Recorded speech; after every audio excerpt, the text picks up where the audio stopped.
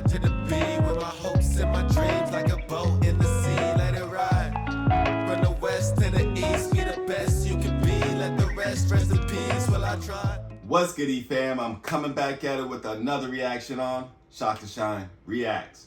Today, we're doing Mike Tyson, and this is when he was confronted by a gang leader.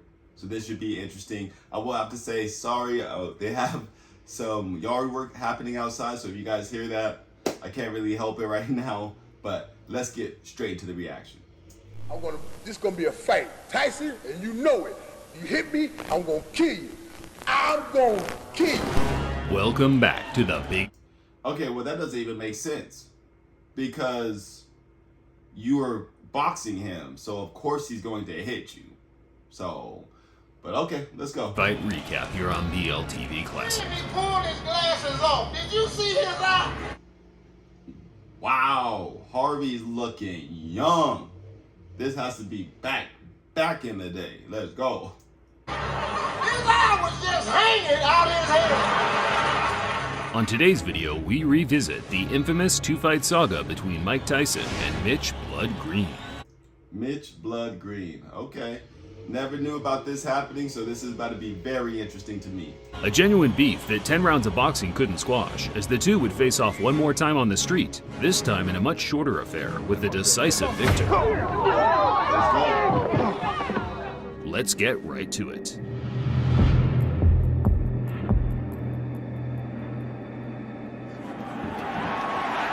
Man, Mike Tyson was a beast though, for real. Closing with a flurry. The bell is going to sound. And matter of fact, it's not the fact that he was a beast, he still is a beast. Period. Like, I would not mess with Mike Tyson still to this day.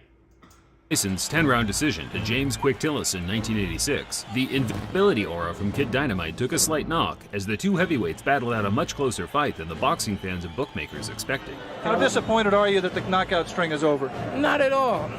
If anything, I feel relieved, and I'm confident if I wanted to, I could have knocked them out. It was Tyson's first time going the distance, as he had finished his previous 19 opponents all inside the opening 2 or 3 rounds. Yeah, that's because his hands are just straight bricks glued onto wrists. That's why I would not want to get hit by Mike Tyson.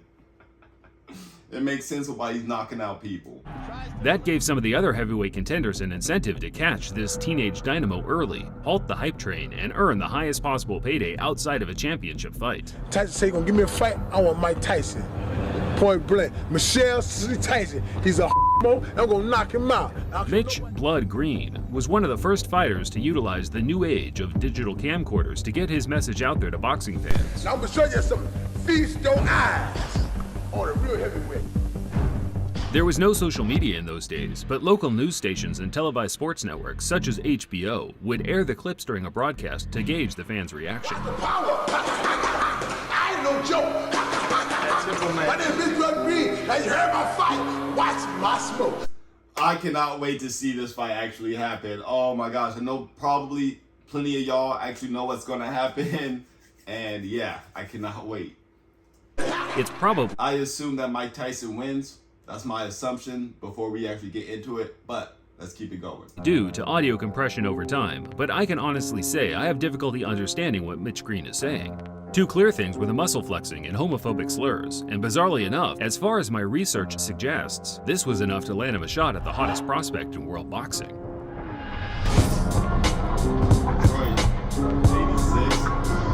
Yeah, this was a while ago, before I was born, for sure. Growing up on the tough streets of Detroit, Mitch Green was a prominent player in 1970s New York gang warfare. By the age of 17, he had witnessed his father lose his life in a bizarre Western-style quick-draw shootout, not long before being shot twice himself, fortunately escaping. That's that gang life. I don't know why people act like it's cool, because it doesn't end well for at least 99.9% of people. Just saying. Non-fatal injuries. Green tried to escape gang life by joining the UBA boxing gym in New York, but by this time his ties to the street were too pronounced, as he was now hailed the king of New York street gangs by the NYPD for his role as gang leader in the deadly Bloods crew.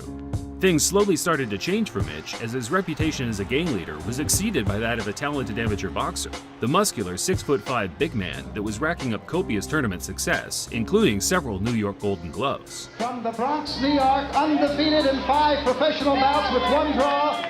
Green took to the professional ring in 1980 and quickly started racking up wins over journeyman and fringe contenders such as Jumbo Cummings. Jeez. Champion in waiting Trevor Berbick became the first man to beat Green in 1985, where Mitch made a good account of himself, only losing by majority decision.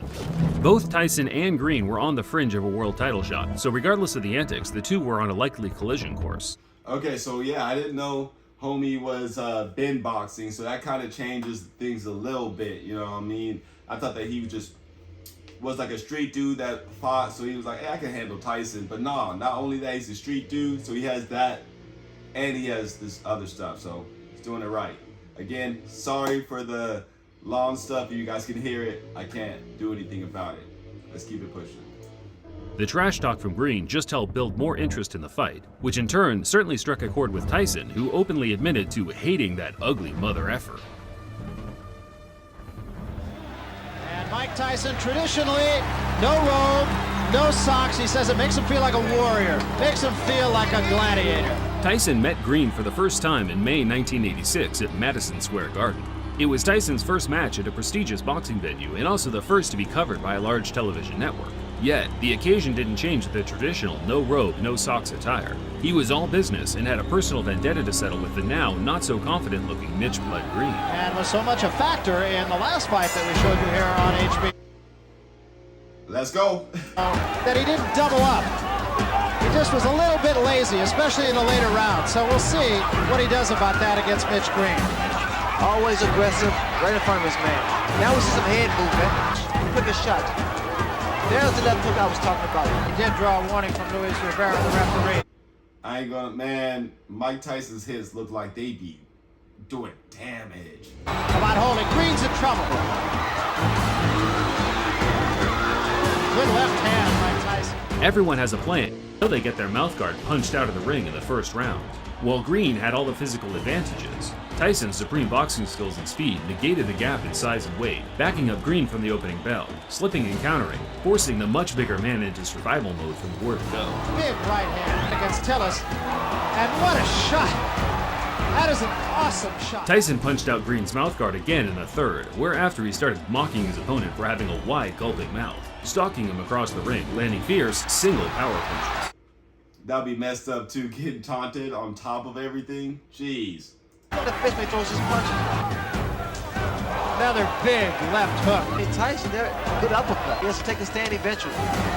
Another couple body shots. Well, he's smiling. Tyson is smiling, but see, Green has those fast hands. The fight became so routine by the closing stages, the crowd knew they were witnessing a foregone conclusion.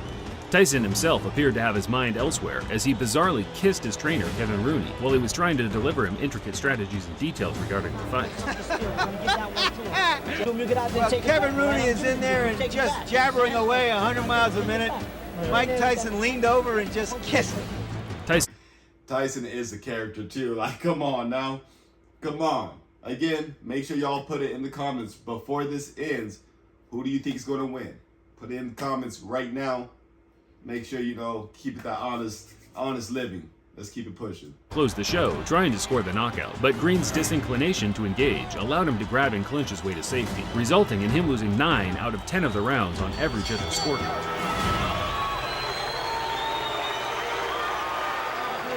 But we knew deep inside that I was going to win this fight so easy because of his style. He's a dang tough opponent, and he took some fit. Okay, so he did win. All right. How many of y'all got that right? Put it in there. Decent shots, but as you know, I won comfortably, and I didn't try for the knockout, and I used a great deal of discipline in there, not knocking him out. Tyson claimed he carried Green the 10-round distance on purpose to punish him for as long as possible, and whether it was true or not, Green's personal pride was hurt, and he was willing to do whatever it took to restore a sliver of respect amongst his peers. Yeah, but at the same time, you're going up against Mike Tyson. Like, just, even you holding your own with that is, I mean, that counts for some credit in my opinion, because, like I said, he knocks out a lot of people. So, Retired from boxing after the Tyson loss and returned to the street to earn a living from selling drugs. He always planned to one day get Tyson back in the ring, but as his years of inactivity ensued, Tyson progressed to one of the most dominant heavyweight champions of all time, undefeated and undisputed. The days of fighting lingering contenders such as Mitch Green were over. It wasn't until a couple of years after their fight that the two would meet again, this time in Green's element, the street. In the early hours of August 23, 1988, Mitch Green got wind that Tyson was shopping at a local clothing store close by to where he ran things on the street. Tyson had traveled a fair distance to pick up a luxury leather jacket handmade by one of his friends over at Dapper Dan's. Let's go. As Tyson was chilling in the store with his entourage, Mitch Green burst through the door on his own, high on angel dust, demanding Tyson either give him a rematch or empty his pockets right there on the spot. See, the thing about that is, oh, you already lost. I mean, a street fight is way different, don't get me wrong. And you're in his territory too, so that's another thing. But, like, I don't know. He also was loaded, so it is what it is.